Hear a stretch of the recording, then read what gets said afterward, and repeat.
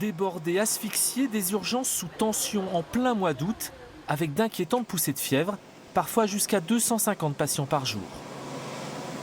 On a des patients qui sont en attente de lit après avoir été vus par les médecins. Ils attendent des lits sur des brancards, ça peut durer 10 heures, 20 heures, 30 heures. Là, en juillet, par exemple, on est monté jusqu'à 90 heures.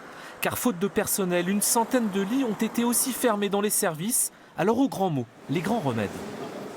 Compte tenu des flux non maîtrisés d'admission au service d'accueil des urgences, de la saturation des capacités d'hospitalisation, des tensions exercées sur la gestion des effectifs, le directeur général de l'hôpital Nord-Franche-Comté a décidé d'activer le plan blanc.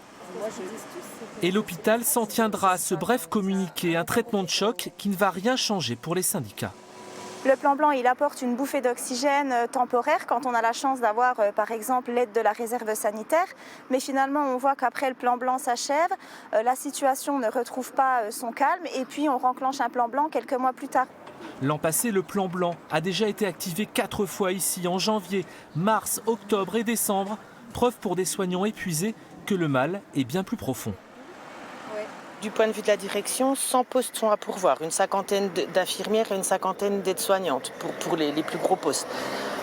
De notre point de vue, c'est beaucoup plus que ça. La direction a fixé il y a une quinzaine d'années des effectifs cibles qui déjà, de notre point de vue, étaient sous-estimés. Ces effectifs cibles, on n'y est même pas.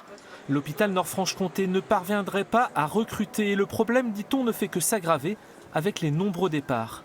Comment fidéliser quand on a des conditions de travail qui sont déplorables? Comment on attire quand on a des conditions de travail qui sont déplorables? C'est compliqué, il n'y a pas de baguette magique. Si vraiment le gouvernement ne se penche pas sur ces problématiques, je pense qu'on va droit à la catastrophe.